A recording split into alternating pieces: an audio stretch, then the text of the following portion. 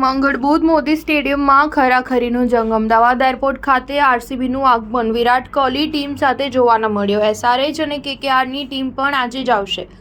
આજે એટલે કે 20 મેના રોજ અમદાવાદમાં આઈપીએલની 3 ટીમ પહોંચવાની છે. મંગળવારે ક્વોલિફાયર 1 અને બુધવારે એલિમિનેટર મેચ રમાવાની હોવાથી આ ટીમો આજે અમદાવાદ ખાતે પહોંચવાની છે. જોકે બપોરે 12:30 કલાકે આરસીબીની ટીમ અમદાવાદ એરપોર્ટ ખાતે પહોંચી હતી, પરંતુ ક્રિકેટ ફેન્સ જે ક્રિકેટરના ચાહક છે તે જોવા મળ્યા ન હતા.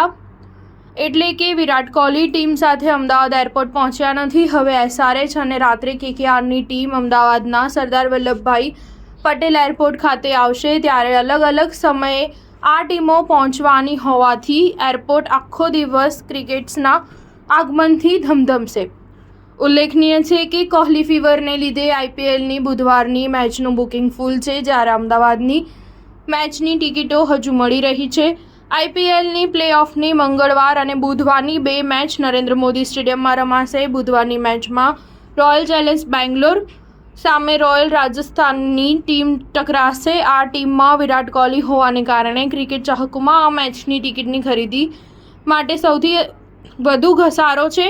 આરસીબીની મેચની બંને લોટની ટિકિટો સોલ્ડ આઉટ રહી છે, જ્યારે પ્રથમ મેચમાં પોઇન્ટ્સ ટેબલમાં ટોચના સ્થાને રહેલી કોલકાતા અને અન્ય ટીમ હૈદરાબાદ વચ્ચે મેચમાં દર્શકોને એટલો રસ નથી. ક્વોલિફાયર 1માં ટોચના ક્રમની 2 ટીમો વચ્ચે મુકાબલો રમાશે.